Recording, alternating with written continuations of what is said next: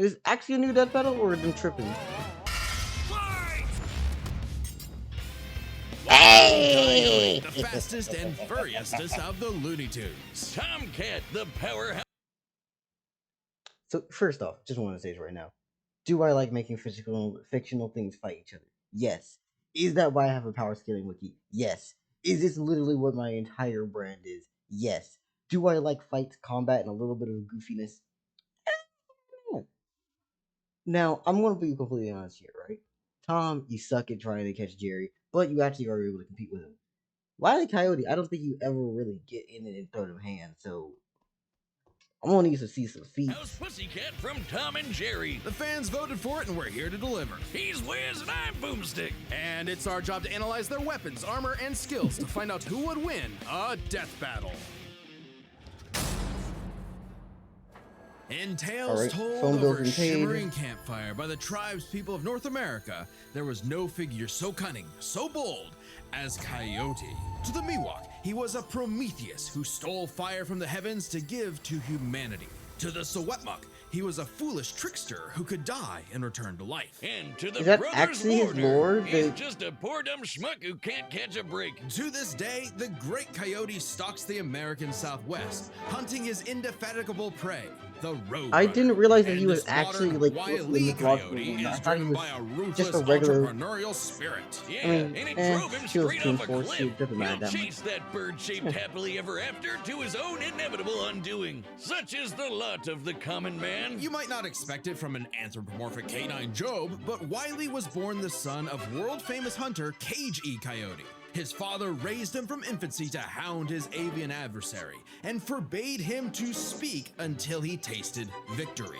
On the face, an easy task. Coyotes are incredibly adaptable predators, capable of hunting in both rural and urban environments. They're Alright. also speedy little demons. They can sprint at up to 43 miles per hour, though that's cold comfort when that blue meeping bastard can make beams of light look stone still, or outrun a car that was moving fast enough to travel through time. Frankly, it's incredible that Wile E. manages to consistently keep up with his prey at all, but he does. No, really, it's actually stated that only a, quote, tiny little extra burst of speed separates the Coyote and the Roadrunner. Heck, Bugs Bunny himself needed to take super speed supplements in order to move fast enough to outrun Wile E. But Wait, almost Bugs- as fast wait, Bugs isn't has to fast keep enough. up with him? The Fortunately, fuck? Wile E.'s got an endless assortment of gadgets, gizmos, and reams of blueprints to make up the difference. Hold up, He's hold got up. your classics If like Bugs dynamite, needs help, anvils, get and spring-loaded boxing gloves, along with heavier artillery, and he brings like a lot more heat-seeking missiles, guns. a 10 billion volt electromagnet, and a friggin' trebuchet, a Reddit favorite. Many of which he invented himself and uses in excruciatingly detailed schemes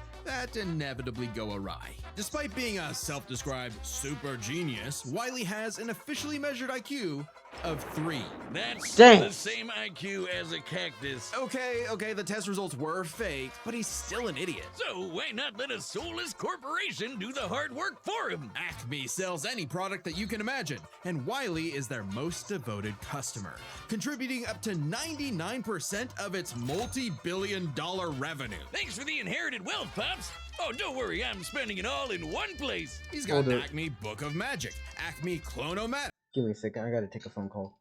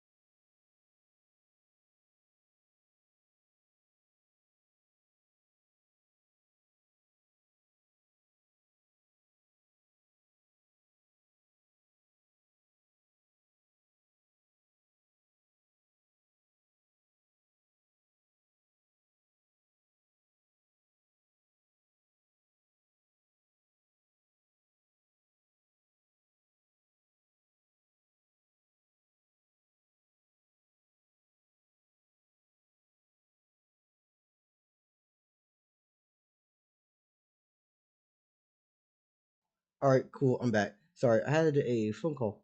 Yeah. Why did I not use the BRB screen? I have a BRB screen. shoot. Acme Death Ray, Acme City in a Box, Acme Universal Remote, which can pause, fast forward, and rewind a person through time. Too bad half the stuff Wile uses is intentionally sabotaged, because Acme's board of directors is exclusively Roadrunners. My man cannot catch a break, but he sure can take some punishment. No matter the severity of his failures, Wile is still a toon and can bounce back from just about anything. He's been sliced, stabbed, squashed, exploded, melted, blasted into a constellation. Also, having actual Toon Force would be horrendous. Like, genuinely, it would suck purely on the logic of, hey, I can't die, yeah. Hopefully I can't take pain. Because there's too much shit that you can get hurt by, and it still works. Also, magic regeneration, elasticity, immersion, immersion? How the fuck does immersion work? And overall verbed for the last 87 years straight, without ever actually dying. He once got fully disintegrated into ash and popped back up like it was nothing. Similar to the immortal Coyote of Sewetmuk legend. He's also shattered the fourth wall tons of times and even left the comic page entirely to catch the Roadrunner. Ah, so close. Believe it or not, there is actually a biological reason for these abilities. Wait, Looney really? DNA. Every toon's got it, not just the Looney ones. And it's what lets them survive fatal damage up to being fully erased off the page, essentially dictating their personal slice of reality to whatever is funny. Like how gravity only affects the Coyote when he looks down. Toons are immune to the laws of physics as we know them. That's why Wile developed a counter to this immortality, the Looney DNA Dissolver, which leaves toons vulnerable to fatal wounds the same way we are. Yet again, so Holy close. fuck. You can't say he hasn't He tried has everything. anti-Toon It was Force Wile's serum? experience as a veteran toon that landed him a job at Acme University as department chair of the School of Hard Knocks, teaching up-and-coming tiny toons how to use their abilities. Okay, so Naruto. And just like Naruto's jutsus, Toon Force works like an actual power system, with more experienced toons like Wile who are more powerful than their younger counterparts. And that means Wile should be capable of Wait. replicating feats and abilities performed by any other Looney Tune, like traveling between different mediums or altering the plot of the cartoon he's in. So what you're telling me is that he has a tier of Toon Force above what is basic Toon manipulation. Okay. Alright. I'm trying to think about how I would kill him if I needed to, because, like, obviously I'm an anime VTuber character. I have to be able to fight him, right? I have guns, I have swords, mainly swords and weapons of melee variety. I have magic, mainly using My Little Pony horses that I can summon to fight me. But, like, I might lose the Wile Coyote. He'll probably fuck himself over before he kills me, but... And my favorite was the time Plucky Duck used Marvin the Martian's matter transmogrifier to suck up the entire universe. And then suck up the animator animating his universe. And then Wait, suck up I'm in the the art section. animator's Hold up. universe for good measure. Wile's got a cushy 10-year job teaching that stuff. Impressive for an abject failure at his life mission. He's helped stop a meteor from destroying Earth, beat the Monstars in basketball, and even, oh snap, caught the Roadrunner! Oh wait, never mind, so damn close! According to 1977's Tweety and Sylvester issue 67, Wile E. Coyote has attempted to catch the Roadrunner 4,766,842 times. Scaling to the present, that's over 10 million failures. That takes dedication, or maybe self-destructive stubbornness. Too blinded by bird lust to see the forest for the trees. But Acme's intentional malfunctions and Coyote's recklessness don't account for all of his catastrophes. There's something else, something grander. Milo Murphy's otherworldly, Law. standing in the way of our furry friend's salvation. The Yes, fuck? there's no other way to say it. God is just plain out to get this guy. And by God, we mean the closest thing that exists for Coyote and Roadrunner. Chuck Jones. The guy that created him and helped is forge he the Looney actually Tunes into how we know him canonical? today. Originally meant Oh to be my a God, parody of no. earlier chase cartoons like, well, Tom and Jerry, Jones established several rules for their animated shorts that superseded Coyote's reality warping toon abilities. Rules that cover his obsession, faulty products, and the fact that no outside force, not even the Roadrunner, is to blame for his defeat. just him. While other creatives have altered this formula in the decades since Jones's departure, these rules have effectively made the Coyote's defeats cosmically ordained. God nerfed Wile E. Coyote. In all our years making Death Battle, we have never seen a handicap like that. But what else can you expect from our fanatical furry fail son? He's the Sultan of Slapstick, the CEO of Second Place, the swing and a miss superstar. As long as he picks himself back up. I feel so bad. Why the fuck are we choosing him for this? Like, genuinely, yo, Tom doesn't have a massive thing ordained by God to nerf him. What the fuck are we doing here? Like, of all the things that you could possibly have going on, this guy is literally chosen. Wait a second. I just realized something. This all applies to the chase. He's not chasing Tom. He's just fighting him. This nerf doesn't apply here. Which means that all of his plans and things go right again. Oh, hell no. Tom, run. He's been handicapping you and all this shit. Up and dusts off the ashes. That'll never be all, folks, for Wile E. Coyote. The year was 1939.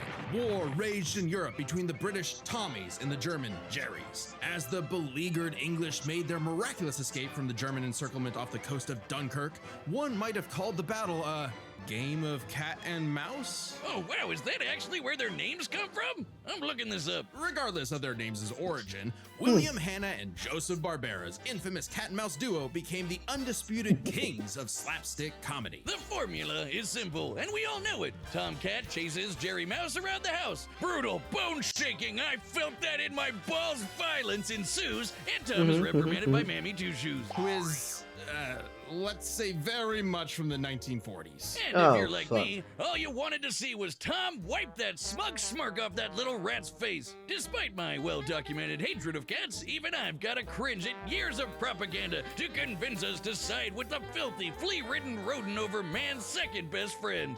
Oh, big yawn. House cats like Tom are actually some of Earth's most successful predators. They can run up to 30 miles per hour, leap 6 feet high. Wait, does anyone actually and remember despite the being fucking, what was his name? I don't remember. The cat that they attach the camera to, and he just goes around the neighborhood beating up other cats. Like, does anyone remember what the fuck the point of that even was? Because it just seems to me like a mean decision. Like, you know that your cat goes out to fight people, and you choose to set him out there. commonly perceived as nocturnal, they're actually crepuscular and hunt in the dawn and evening. Tom specifically is a British shorthair. They're strong, stocky Roman cats bred to withstand harsh conditions. And for Tom, harsh conditions is an understatement. Tom has collected a crazy assortment of weapons in his war against mousekind. Sure, most of it is the stuff you can find around the average American household, like baseball bats, lead pipes, and guns! Lots and lots of guns. But he's got wackier things like a magic wand, a robo-cat, vanishing cream, and a smart cap that gives him all the knowledge in the world. I'm partial to the Sword of Light and Dark, which severs you from your own shadow, or the Rewind Remote, which can move your victim backwards through time. And you can't forget the cat car and cat jet, spelled with K's of course, but just the cat part. Tom's arsenal is heavily improvisational, which fits his quick thinking in fights over Thanksgiving turkey. Though he often loses his bouts with Jerry, it's not usually because he's dumb or incompetent. Rather, he's just genuinely outplayed. And even in defeat, he's one tough son of a gun. He's been crushed, blown Also, up, if I'm had every correct, wasn't bone the in whole his gist body that, like, broken, Tom and shattered, Jerry melted, both realized and that if one vaporized hits to the other, dust, they're out of and a job, survived. Well, or they're dead? mostly. Tom actually has kicked the bucket multiple times, but little known cat fact, he has 9 lives, as established in the episode Heavenly Puss. Oh, Wiz was conducting some different kind of research when he stumbled on that episode. Very funny. Even if Tom starts to use his lives up, he has a potion that just restores them. Or he can physically go get them back from hell, where all cats go. Extremely hardcore for a tune, but there isn't much of a limit to what Tom can do. He can clone himself, levitate in the air, make his imagination I real, see that and even Wile E. break the Coyote's fourth losing. wall and enter the real world. Yeah, if you only watch the classic cartoons from the 40s, you may be in for a shock. Tom and Jerry gets buck wild, much like the actual inspirations for their names. Thank you, Google. Oh, you're still on this? Toy Whiz. They were actually named after the two characters in Pierce Egan's delightful life in London, Jerry Hawthorne and Corinthian Tom. It was adapted to the stage with the title Tom and Jerry, which later became a catch-all term in 1800s England for young, drunken rabble-rousers. One could, in fact, say that many rabbles were roused the times Tom destroyed a planet-busting asteroid, lifted up the sun, and was blown up. Yeah, no, he has into a big feet and constellation. everything. What And he the was just fuck is he fine. doing? Just a bunch of stars now, but he's okay. He taked an But then explosion again, that launched him Coyote through time scales to the to all Stone other Age tunes and has in his run own through thing. space at massively faster than light speeds. That shouldn't be a surprise when he and Jerry have been at each other's throats for over 80 years now. But what may surprise you is the fact that at the end of the day, they're actually friends. And they've worked together tons of times to save the day, like when they helped a little orphan girl, Robin Starling, find her way home. Oh, that's a nice end to their story. Don't you believe it? Now is when we have to talk about Tom and Jerry Chase. Long What? ago, the warrior god, Lord of Sichuan, Erlong Shen, battled the tricksy and indomitable Mouse King atop Peach Mountain, The leading the fuck? goddess Celeste to declare the two the strongest warriors in the realm. And they were, in I'm fact, sorry, they got a monkey Tom and king Jerry. who's They with? were even stronger than Devil Tom, who repelled corruption by the darkness. This mysterious, malevolent force threatened What to consume the the hell tree of is life, this? whose branches encompass all of time and space. Okay, come on, we gotta at Banding least kick together, down, these right? warriors use the star Looney elements to Tunes dispel writers, the come on, darkness man. and save the universe. I thought I could at What least the box with these fuck? While it characters. may sound completely insane, it is. Chase is a Chinese mobile gacha game whose lore is not entirely in keeping with the spirit of the source material. However, it is officially licensed by Warner Brothers Interactive Entertainment. damn it, they got which gacha means powers we and have power to creep? include it in our research. So that the gods may grant us mere mortals some heavenly push. No. Friendly rivalry aside, though, Tom Heavenly has push is actually good. managed to catch the little rat fair and square a few times. By my count of the original shorts, 19 times. I could watch him on repeat forever. Too bad he's still a filthy feline. The only kitty I truly respect is named after booze. Well then, you're in luck, because the Tom and Jerry of English literature later became the namesake for a famous Christmas cocktail. Because there's no better way to get absolutely trashed than with good old Tom and Jerry. Now let's begin the fucking boxing. Guess what? Death Battle has merch now. That's right, Boomstick, and you can pick some up for yourself on our brand new website, deathbattle.gg. Just click the merch tab at the top. We've got mugs, I think come up with an stickers, actual shirts, raid and for more. I'm partial to the official researcher's notebook. I promise it's not a death note. See, it says so right on the cover. Sure. There's also exclusive merch for website members, like my beer cooler, which keeps my beer nice and cold. And I guess, theoretically, other beverages too. Then there's the limited time Game Over tee, which won't be available much longer, so if you want it, go grab it quick. We'll be releasing more stuff throughout the year, so check back for updates. Picking up an item or two really helps support independent Death Battle, so we want to say a big thank you to everybody that's already placed an order. Head over to deathbattle.gg and pick the piece of Death Battle swag that's right for you. All right, the combatants are set, and we've run the data through all possibilities. It's time for a Death Battle! Let's have it. Okay, so we started this bitch on the fucking. Shut the fuck up. I'm going to fucking execute you with my literal broad blade on my back. Come on. Come on, this ain't the time for that shit. House Mouse. Wait, is Jerry a fucking... No, it's not fair. If they let him a 2v1... I mean, it is fair, because Tom would have basically any way to pull in his friend if he needed it.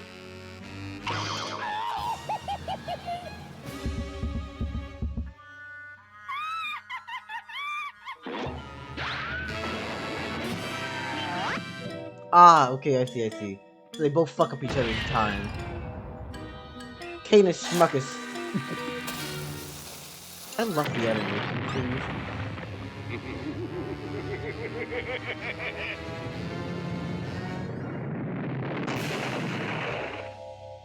Fight. Yep.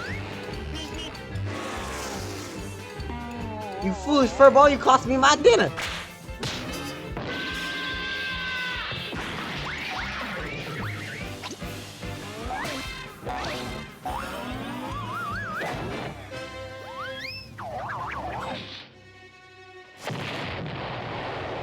Oh no, we going back to war! We going back to war! You wanna live forever? What the fuck is this? Also, let's be honest here, okay? You don't actually need to think about any of the seriousness for this entire fight purely because it's just slapstick comedy and humor. We know that they're tunes. We're seeing just goofy shit. I just want to see, does Tom have it in his bag? Because we're getting past like all the lies and everything.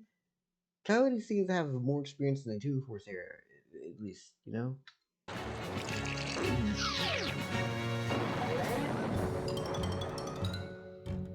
The fat lady.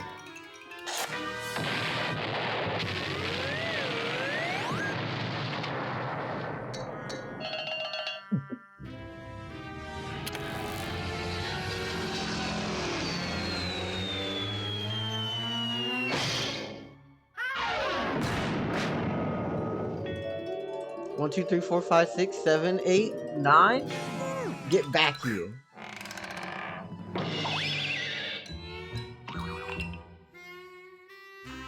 AkumaTh. High speed Sonic.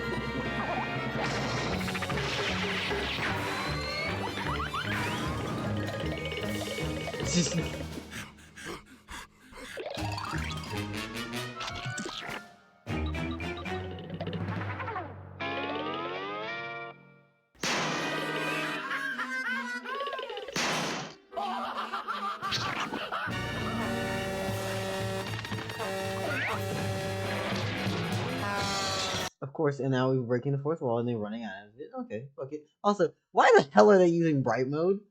Yo, that's actually a sin. Genuinely, Death Battle, how dare you? You animated in bright mode. Also, let's see. Animator for the Homelander, yeah. Goomba versus Hot Dog, Columbo. ASMR. That's okay. It's okay.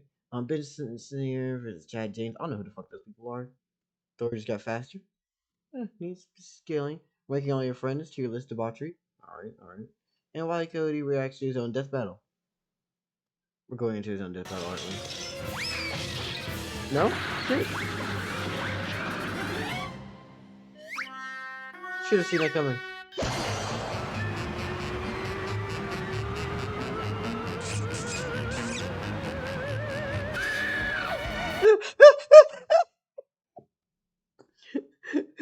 Sorry, I'm dumb enough to actually find this funny purely because it's just like, yes, let's flex the actual animation chops on these creators.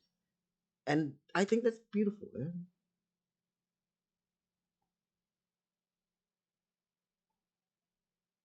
Oh shit.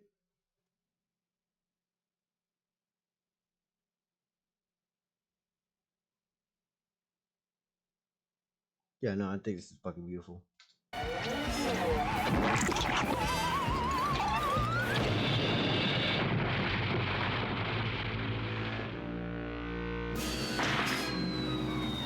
Andy, and one of these, yeah? How about you?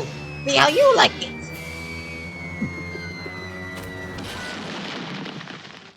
This house is too damn durable. Yeah, there you go.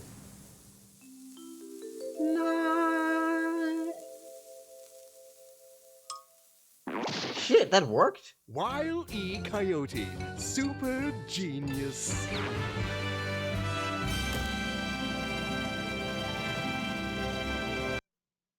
Huh. I don't feel like that's it. Oh, it actually is. Really? Oh, thank God. Oh, yeah, he had a way of This actually time. I mean, undo some of his no! 2-Force. Animal cruelty, no! Considering coyotes eat cats, I'm not surprised. While both Cat and Coyote were incredibly powerful, they weren't literal gods who could snap their problems away. They had limitations and weaknesses that could be exploited, especially by each other. Let's first talk their stats. Both were strong enough to contend with universe-threatening phenomena, but comparing Wile to Plucky Duck, Looney Tunes can not only destroy their own universe, but their animators as well. And while Tom could move faster than light, Wile could keep up with the Roadrunner, who could outspeed a car faster fast enough to travel through time. That's immeasurably fast, and much faster than Tom. Wile gets the edge in stats. Wile's arsenal was a bit better too, believe it or not. Even eliminating the devices that have been shown to malfunction, he still countered everything Tom had. The biggest being the Looney DNA Dissolver, which could render Tom's cartoony healing factor moot and end the fight. While Tom has never been shown to have Looney DNA specifically, the concept clearly has nothing to do with actual DNA molecules. Looney Tunes have been erased completely and still returned, so it's clearly something more fundamental to their essence. And since the Dissolver works on any tunes, not just the Looney ones, it should apply to Tom. But considering how much of a screw-up Wile is, it wasn't a sure bet. Hell, it could have backfired, especially considering how much more competent Tom is. When it came to intelligence, Wile's engineering and scheming genius were often defeated by his own ego and stubbornness. Tom, on the other hand, was consistently more flexible, pragmatic, and victorious in his fights. So how did he gets lose? The edge there. Oh, and Tom has one other big advantage. He doesn't have God nerfing him. And that's the big question. Was Tom capable enough to benefit from Wile's narrative enforced bad luck and see the DNA Dissolver backfire against him? That bad luck is a core part of Wile's character as a cartoon. So let's call it his, toonliness. To find the answer, we dug deep through the bowels of Looney Tunes lore and ended up in an unexpected place: Space Jam. Where Wile yet again fails against the Roadrunner, but against the villains of the movie, the Monstars, he actually scores. And scores again in the sequel, more than anyone else. But according to Chuck Jones's rules, that shouldn't happen, right? Throughout his entire history, Wile's cosmically ordained failures only occur when he's specifically chasing the Roadrunner, or other tunes the plot bends around like bugs, because that's what Chuck Jones's rules were written for: Coyote and Roadrunner cartoons. And even then, looking closely, they've been broken a few times throughout the decades, even during Chuck Jones's tenure. Without the universe nerfing him, there's no reason to think Wile couldn't eventually land a hit with the Looney DNA Dissolver. Especially when the only reason it failed was because of the Roadrunner's intervention, a direct violation of Chuck Jones's limitations on the Coyote. And especially when it's the only thing that either one had that could kill the other. Despite lacking Wile's narrative impediments, and despite having a better track record overall, Tom ultimately had no surefire way to kill Wile, whereas Wile's superior strength, speed, and looting arsenal ensured his victory. Wile. You know what? Honestly, I give this to him purely because they couldn't kill each other. You know what? I'll actually give him that. Motherfucker literally just came in like, I'm the only one who brought a weapon to this that can actually do damage. Also, thank you, Local, for the affiliate anniversary welcoming. I'm gonna hit up in DDVC or streaming VC. Streaming VC makes more sense.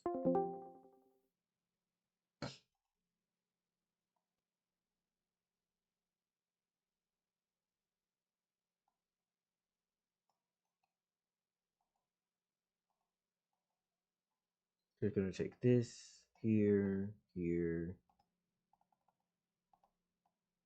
Bam. Gonna get this entire thing. Thank you. Cut it. Yay. Bam. Bam.